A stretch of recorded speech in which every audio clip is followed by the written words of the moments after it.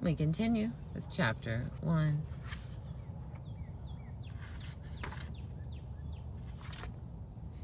Essential Red Dirt, Tom Skinner.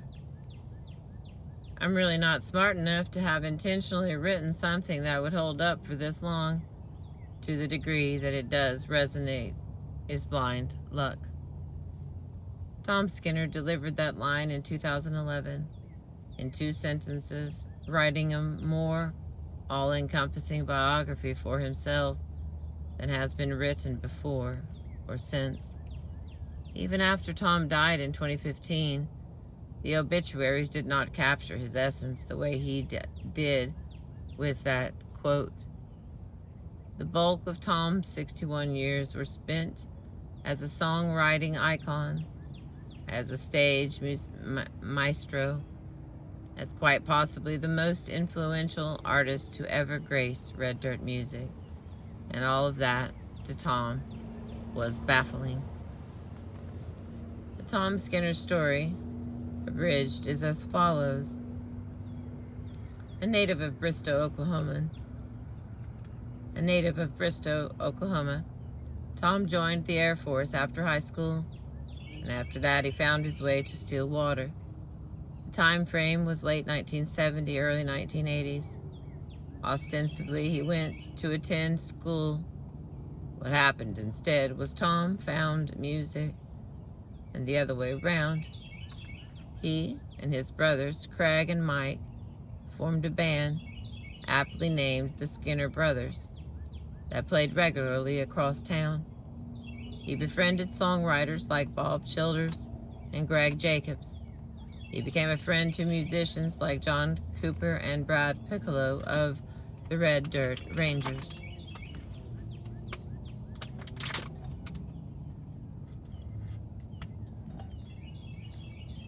And notably, as his story gets told, he was introduced to a musician looking to find a springboard from the clubs in Stillwater to the highest heights in country music.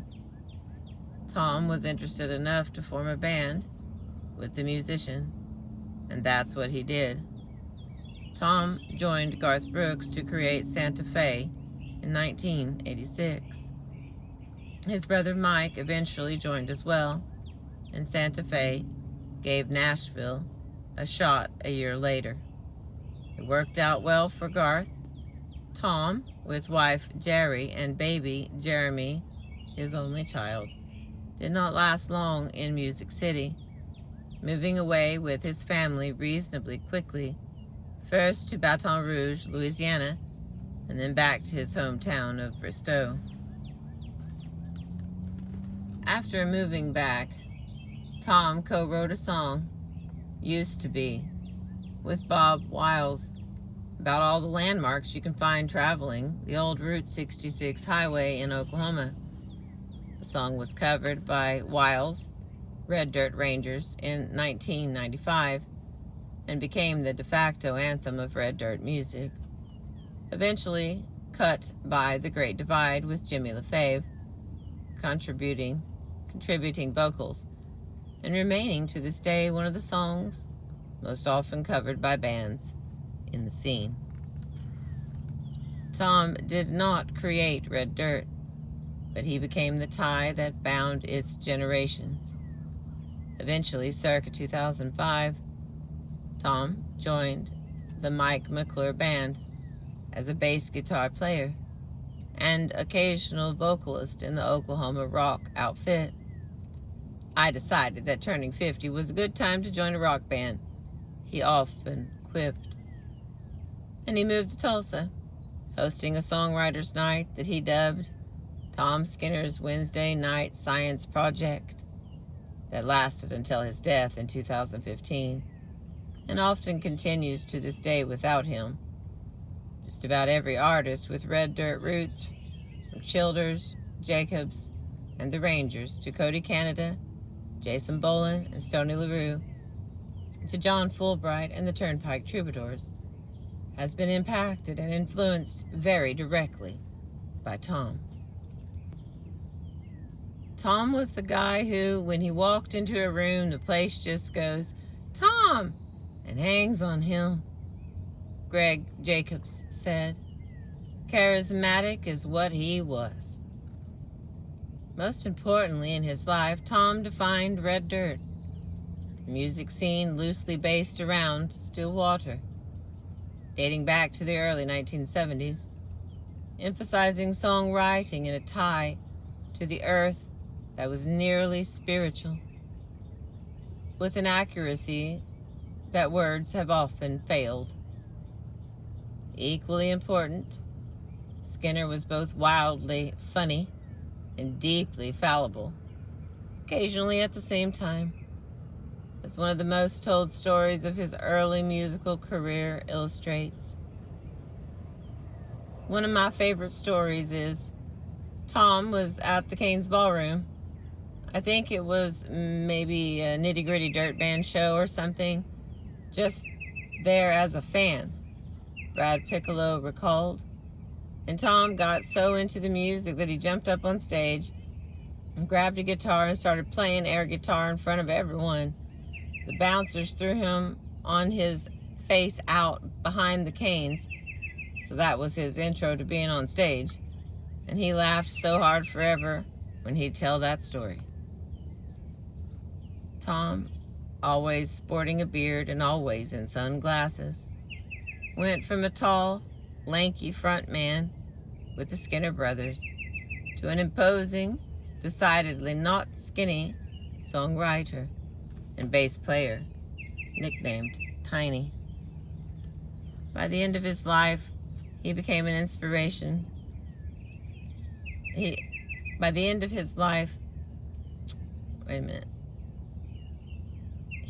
an inspiring figure to multiple generations of musicians across an entire music scene, and that he did so without ever quite understanding why anyone wanted to listen to him or his music. Ingrained humility in so many of the artists he influenced that the trait itself became a common thread throughout Red Dirt. Tom Skinner.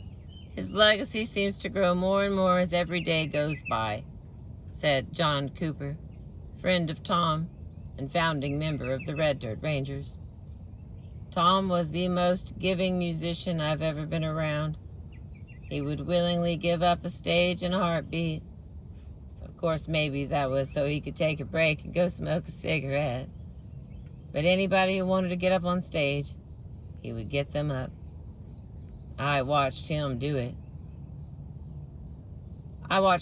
man. It was just, here, come get this guitar. Ladies and gentlemen, Jason Boland.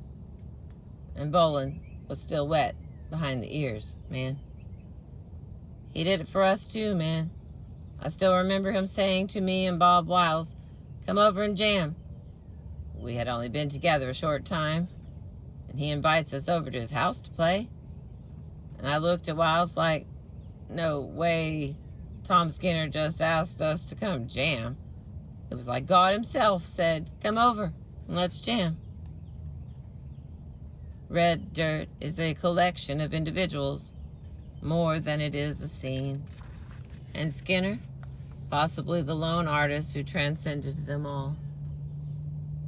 I can still remember the first time I saw the Skinner brothers and my jaw dropped, Cooper said. Those harmonies were so tight.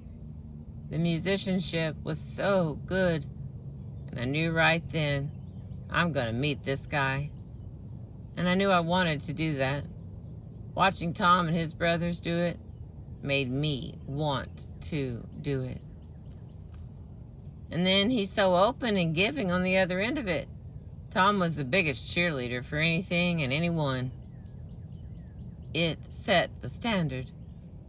It set that family feel, that we're all in this together thing. This is not a competition. This is about music. Tom and Bob Childers both laid that groundwork. But especially Tom. Bob wasn't really a performer per se. Tom was truly a performer. Hell, Garth Brooks wanted to be in Tom Skinner's band, just like we all did. His contemporaries respected him, and those who came after him looked up to him.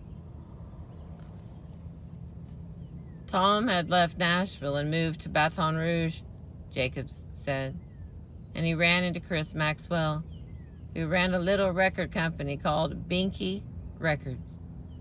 And Tom signed with Binky and was going to record an album.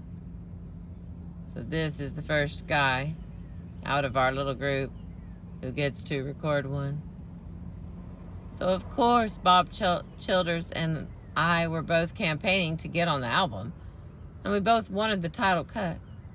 And I had A Little Rain Will Do, which I thought was a great name for an album, although I've never used it.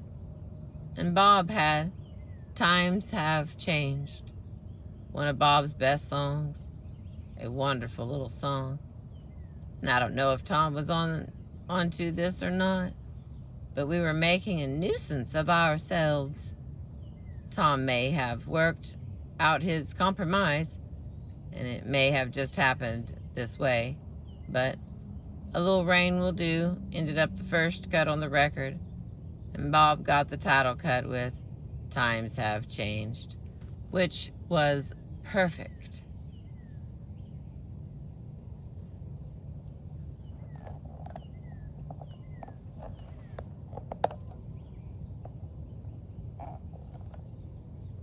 Just a little bit.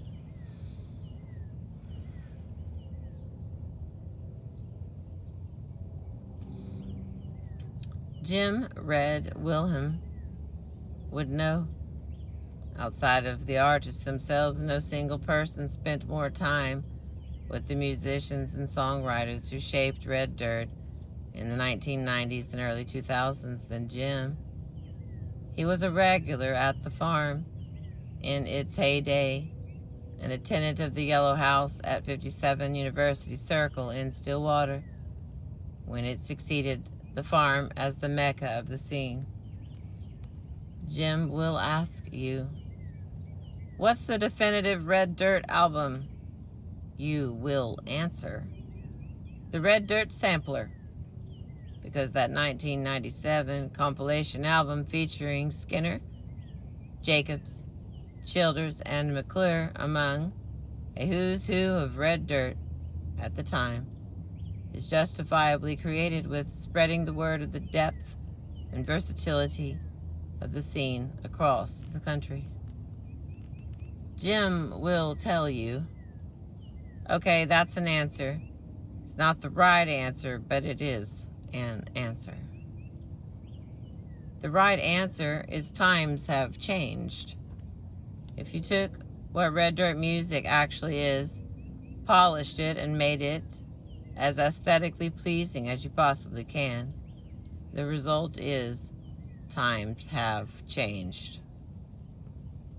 And as a result for me, when you talk about the Mount Rushmore of Red Dirt, don't really care who is Jefferson or Lincoln, but I care a great deal about who George Washington